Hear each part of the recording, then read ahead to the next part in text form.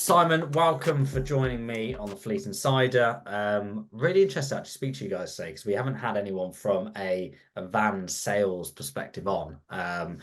So, but before we go on, rather than me introduce you, I'd love you to hear about who you are, your background, what you do, and a bit about yourself, Nice. really. Yeah, so about me, so as you mentioned, I'm a van salesman. I'm one of those that everybody probably detests, but I like to think I'm an honest one if I'm being truthful. So yeah, a little about me, career background. I've worked for Virtue now for over 10, well, just coming up with 10 years.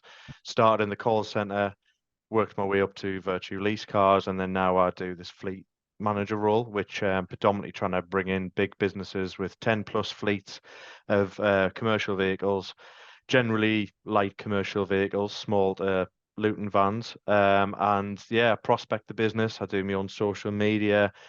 I do literally everything myself, run my own little franchise business, really. I look after the north, so I'm in Sunderland, as you can probably tell by my accent. If you're from this neck of the woods, you can differentiate a Geordie and a Mackem. But as I'm sat looking at a Geordie, so yeah, so it's one of those. I look after Manchester upwards, and yeah, that's a little bit about me. I'm a big Sunderland fan, and yeah, I'm quite driven with business. I like to be very direct, a little bit different in my approach on how I do stuff. I like to try and be different to everybody else with the way I try to tackle things because you've got to be unique in this sort of industry. If you go in with the same approach as everyone else, you just filter in to sort of the general pool of your everyday salesman, to be honest with you. So yeah, that's a little bit about me and what I do. Well, that's interesting actually, because I was about to ask you around how the sector has changed, because you've been doing this for quite some years now. And I guess when you first entered the market, the way you're doing things, and actually the market itself has changed, hasn't it? Yeah, so I've only been doing the commercial side of things, the van business for just over a year now, and even since I came into the trade in December of 22, the market's changed so much. Van prices were at an all-time high. There was stock shortages with the microchip shortages and supply issues for parts. So in effect, the market was driven up in price, whereas now it's starting to come back down again. Not as quick or as cheap as it was sort of 3, 4 years ago. Just for example, a small vehicle like a Citroen Berlingo used to be about 13 grand new, whereas now you're looking 20 grand near enough to buy one for the exact same thing. So the market has gone up and down, in regards to sort of price, and that's obviously a big factor. Now you've got to be a lot more sort of direct with your approach. You've got to be selling the service and the product and going back to the old school really of it. It sounds a bit odd saying sales is old school, but I think the last few years has just been a case of people processing orders, to be honest with you. So how has demand changed? So where, like you said, with COVID, with the chip shortage, Mm, we saw that prices, were an all-time high yeah. for commercial vehicles. How has that changed demand? So the demand is still there. People still need vehicles. Fleets are always being upgraded. One thing I have noticed is people are keeping the vehicles for longer. So generally, larger fleets where they're running maybe 100 odd vehicles, they'll upgrade after 3 years when the warranties are up because it's sort of the vehicles start to wear a little bit, the maintenance costs increase, and so on and so forth. So they do upgrade, go for something new, and then just do that revolving cycle. Whereas some companies now are saying, well, it's cheaper to pay the maintenance costs on the cheaper vans we bought 3 years ago than actually upgrade and buying a new vehicle that's 6 grand more expensive and doing that. So that's been a slight change in mindset with some businesses. It very much depends on how many miles they're doing though. If they're doing 30, 40,000 mile a year, which some of my customers do, the vans are battered by 3 years comes around, so it's not really worth them keeping it on the road. So they have no choice but to upgrade, really. But there's definitely been a change in mindset. Are there any particular industries where um, you're seeing them hold the stock for longer? Groundworks, that sort of thing, where they're working vehicles, where they're getting battered their vehicles. So for example, Ford, the L3 H3 Transit was always a staple twin rear wheel drive. was always a staple vehicle, panel van that groundwork companies would go for because they're going off road. They're very robust. Ford stopped making that vehicle about a year ago. They've started opening the factory slots again now, but in effect, you know, people were paying probably an extra 12, 13 grand, if not more, for that specific vehicle just to upgrade. And it's not sufficient because they're having to relay that cost onto their customer. And if they're contractors, and someone else has got vans that are cheaper and they can do the job for less, they're cutting their nose off to spite their face. So people are keeping a hold of them for longer, or they're looking at alternate brands like a Vico or whatever it might be. So there's these sort of challenges that people are having to consider. And if you had 100 vehicles, just to go back to that figure, and you're spending 6 grand extra, 600,000 quid, you're going to have to find out the coffers somewhere that, you're going to have to explain to the director why the fleet is significantly more expensive. Do you know what I mean? So there's a lot of things to factor in with the market the way it has been over the last couple of years. But thankfully, it's starting to settle a little bit now. Do fleet decision makers that you're speaking to, customers of yours, obviously if they're holding on for stock, I'm assuming that the vehicles they have aren't as efficient as the newer ones. Is that something that's playing into their thinking when they are going to market now? Yeah, it's all down to downtime. So if a van is off the road for a couple of weeks, that could cost thousands and thousands. You've got a member of staff who's not able to go to work. You've got a contract that you're probably letting your customer down. There's maintenance costs that go with it. So sometimes, although the van might be 12 grand more expensive, just using that example again, it pays itself off because you're saving that money, you're keeping your reputation intact. There's a lot of things to factor in. It isn't when you run a fleet, it's not just buying a van, putting it on the road. There's so many other factors that go into it, and keeping staff happy as well. So there's a lot of things to factor. Keeping staff happy. We spoke to someone else recently on here, and we were discussing the technological advancements in Yeah. vehicles now, more so on the tracking side. Now, I'm guessing from a van perspective, and again, this helps, I guess, with employment as well, actually, and looking to Mm, acquire new people into the business. If you've got a rusty old van, and I use that just as an yeah. example, versus a brand new van with all the touchscreen, you can, Mm. the Apple Sync and all that stuff. Are they questions you're getting? Are customers coming to you with those requirements versus just get us any old thing? Air conditioning is the must-have, and some companies now need built-in nav because they don't really want their staff to be using phones for sat navs and stuff. So sometimes you get those two requirements, and more so rear parking sensors, especially on a big vehicle, and possibly a camera, are things they're asking for. Really, they're not too bothered about heated seats and all these sort of features that you can get on vehicles now.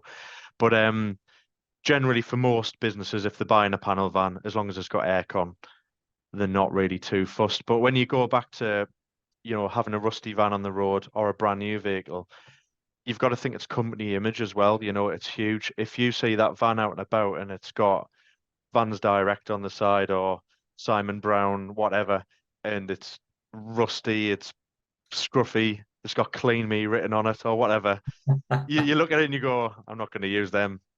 You know what I mean? So if you've got a nice clean van, you keep on top of your fleet and and you keep your staff happy. You keep it's bringing in more business. It pays for itself. I think it's self-explanatory in the way that looking after your vehicles is massive, but they do get battered. Some of them, especially these high mileage and the construction groundwork vehicles. It's hard to keep them brand new because they are but working vehicles at the end of the day.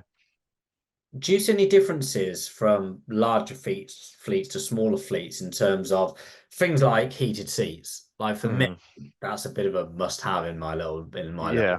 personally. And being a bricklayer, qualified many moons ago, quite enjoyed my heated seats when I'm going on site in the Mm, dark mornings of winter. yeah. Do you see any differences in terms of what the smaller fleets and bigger fleets are asking for? If it's a smaller fleet and it was me driving my own personal vehicle, I was a one-man band, I probably would be more particular because I would probably get rid of my car and just use that as my go-to vehicle day to day. But if you're running a large fleet and to get heated seats for your drivers is an extra 3 grand or whatever to go up a couple of models. If you went from like the Nissan range from the Centre to the Tecna, for example, I wouldn't be that bothered. If I was the fleet manager, I'd be like, I like you, but just put a jumper on. You know what I mean? I'll get you a branded fleece or something. You know what I mean? So it's yeah, I think I'm from the car background, so I've done lease cars for 5, 6 years. And a requirement of a car customer was always very particular. They'd want a particular color, they'd want a certain trim, especially if you're ordering something like a Land Rover that would cost 100,000 quid. You'd want it to be exactly what you want. Whereas with a van, it's a tool at the end of the day. And a lot of the customers, which I speak to, are larger fleets. It's just making sure the job can be done, the van's the right size, it's capable for the job, and it's reliable. That's all they particularly need. So yeah, they don't overthink it too much in regards to specification. No, that's fair. And from the decision makers, and again, your customers, how have you seen, and again, I guess even from a car perspective, how are you seeing the market change when it comes to things like compliance, fuel consumption, when it comes down to, driver safety? We had the last guest on was discussing around driver safety, and actually there's a lot of things that I wasn't aware of being in the market and being in the industry. Are as a leasing provider, as a van provider, as a leasing firm, are you hearing more and more customers asking for those add-ons or partners that you work with that offer those services? Not necessarily. It's not particularly with my customers something that comes up, but we suggest things. So what we tend to do is we will say we can offer a free safety pack for your drivers, which is like a seatbelt cutter, a high vis jacket, all these sort of things that they might not have thought would be quite useful. Because if a customer's working through the night or whatever, with the driver, you want to make sure they're safe. In regards to fuel cards, yeah, a lot of my customers already have these sort of things in place, but we do offer that as another solution because you don't want to be giving people company credit cards to put fuel on. You know, these sort of things are quite crucial to keeping the vehicles on the road, giving a fleet manager less of a headache. Telematics is massive, obviously, as you know, with the industry that Quartix are in.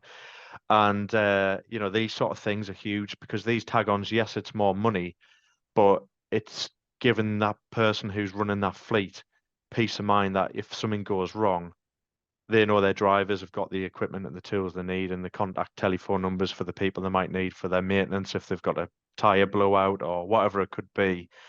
All these sort of things are crucial to making sure that fleet manager's got less of a headache and the driver knows who to call, when to call, and feels safe on the road. Yeah. And how many of your clients, percentage wise, do you think are utilizing and using telematic systems? A lot of the bigger fleets, because I had a delivery of a van last week and it was a minibus and the guy the customer was like, I've just looked at the tracker in it, and the driver was doing 90 mile an hour. Very rare that this happens on a minibus on a motorway. And he was like, if a bit of wind had hit him, it would have blown the bus over a bridge. So you've got to keep an eye on what's going on because you don't know what your drivers are doing. Yes, you can put speed limiters on of up to 70 mile an hour, but how do you know that driver's not doing 50 and a 30? Do you know what I mean? So from that perspective, if you want longevity for your vehicles to be on the road for longer, it's crucial to be making sure your drivers aren't disrespecting the vehicles. And a lot of drivers don't, but some do. They do, and they might be using them for personal use when they're not meant to be. You can keep an eye on things a lot better. And, I saw on LinkedIn this morning some 3 cars had been stolen, but they didn't have trackers in them. If you've got a tracker in there that's fixed, you can see straight away at the police, there's my van. Can you go and get it back? Do you know what I mean? So, it takes headaches away. That's what a lot of these add-ons are for. I think if you look as a business and you go expense, expense, expense, I don't want to be spending all this extra money. But if you think long term, it pays for itself quite quickly because you're keeping your van on the road longer because it's being used correctly. And, and your vehicles are, you can see what your drivers are doing. Not that you want to spy on people, but you can see where they are at particular jobs. If you've got a driver who does take the mick and he's going to the sandwich shop every 5 minutes or whatever it might be, you can see what he's doing. and you can have a full breakdown on it. I think they're quite useful, to be honest, especially if you've got a larger fleet. Maybe not some more if you've got one or two vans, but if you've got 10 plus, it's a massive relief for a lot of fleet managers.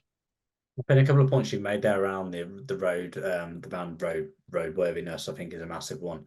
Mm. Um, and like you said, then you used an example earlier. If a cost has gone up by £6,000 and you've got 100 vans, well, that's a lot of money.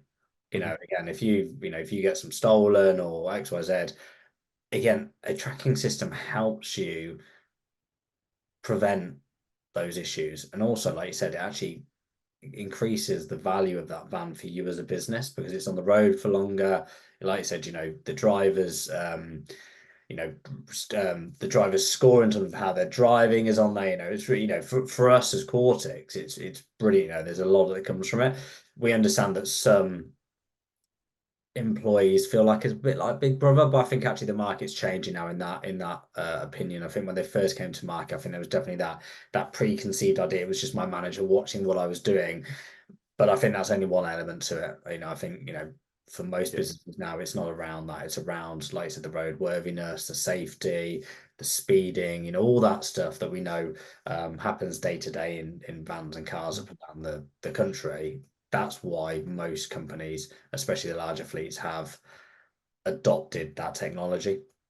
Yeah, well, if you can save money on fuel, so if, say, for example, that driver driving by the speed limits in the speed zones, in the right gear or whatever it might be, if it gets an extra 10 mile per gallon, that's probably saving thousands and thousands of pounds a year across your fleet. So in that in itself, that pays for the tracking costs and all that sort of stuff. So you can go as in depth into it as you want, really, but all in all, a lot of these add-ons are worth their weight in gold, especially with the larger fleet, because you are saving money for the business by paying for these extra things. You've just got to think long term rather than short term.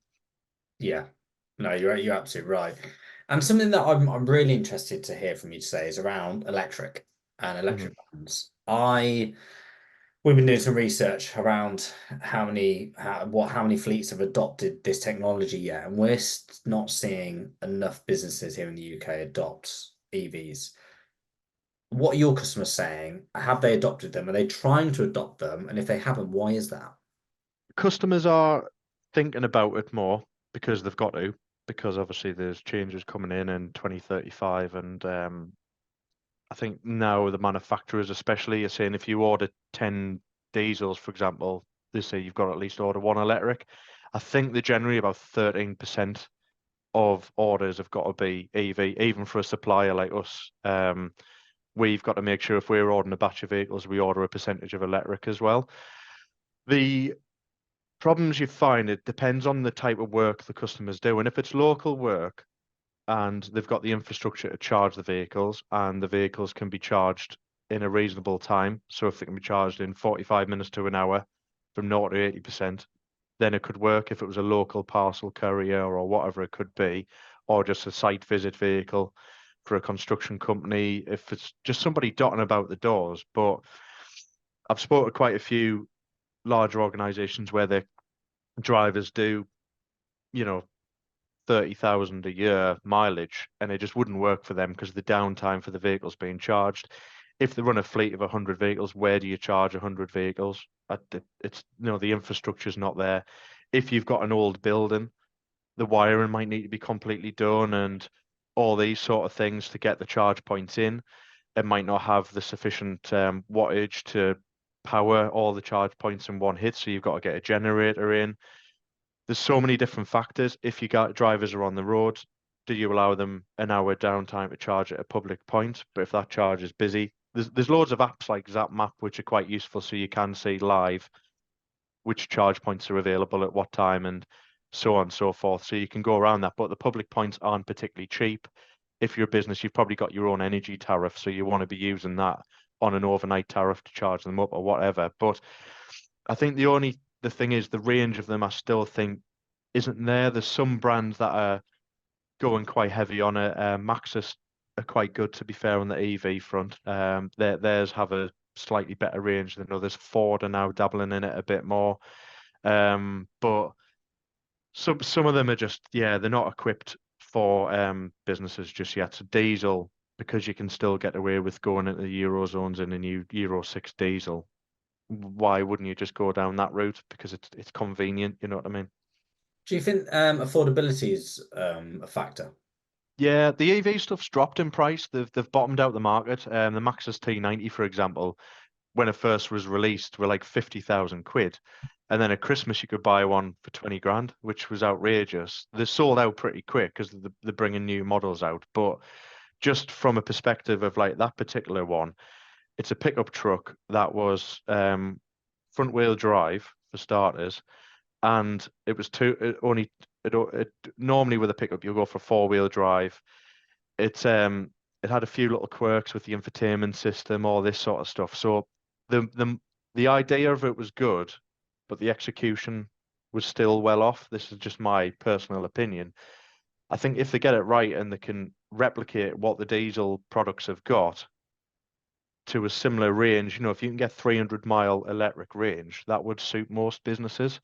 And if you can fast charge them and the payloads are still the same and all this sort of stuff, it could work. But if there's compromise for businesses and if the payload's significantly less than a diesel or whatever because of the pulling power of the vehicle, that van that was suitable for that business, that diesel one, wouldn't be suitable in electric because it can't do the job that they need it to do. So I think there's a lot of work to be done in regards to the EV market, in my opinion. It's quite interesting you said around the cost actually reducing because you're right, it has bottomed out when they've obviously first entered the market. They were just it just wasn't affordable for most businesses, especially on the car side. It was criminal, really. It was just Yeah. so expensive. I think it'll get better. I think definitely, like I said, the infrastructure needs to improve.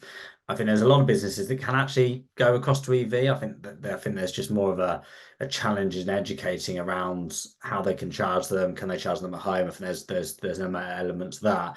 But obviously, look, we as a UK we have to put the infrastructure in place. We have to adopt it because we all know the penalties that are going to come when it comes to EVs. Sorry, when it comes to diesels and all petrol cars. So it'd be interesting to see how that goes. So Yeah.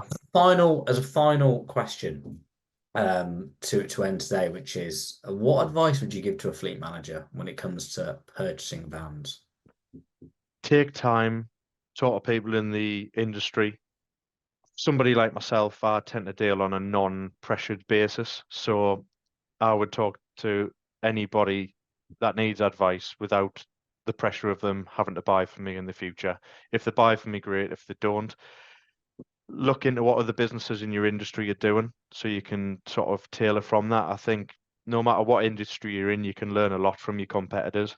So see what other people are doing on that front and speak to the drivers and the people who are running the vehicles as well. I would suggest to try and work out what their challenges are as the drivers of the vehicles to make your life easier. Obviously, if they're pushing the boundaries and asking for heated seats, like James was requesting with his van, tell them where to go. But if they want, if they're saying that the vans we've got at the minute are, bad on fuel, with whatever it might be, look into these solutions and then get some professional advice from someone in the trade who knows the market. No, that's brilliant. Simon, thank you for coming on today. Where can people find out more about you guys and yourself? Yeah, so like I said, I'm fleet manager for the north, and I've got a colleague who looks after the south. So we're VansDirect. We're a Newport-based business, but we're part of Virtue Motors, so we're a bit of a super broker hybrid. You can find me on LinkedIn. It's Simon Brown, or you can call me on 0748 333 7984, or email me at simon.brown@vansdirect.co.uk. Brilliant. Well, look, Simon, thank you for coming on today. Enjoy the rest of the day. And yeah, thank you, honestly, for coming on. It's been really interesting. Pleasure. No, greatly appreciated. Thank you. Cheers, Simon.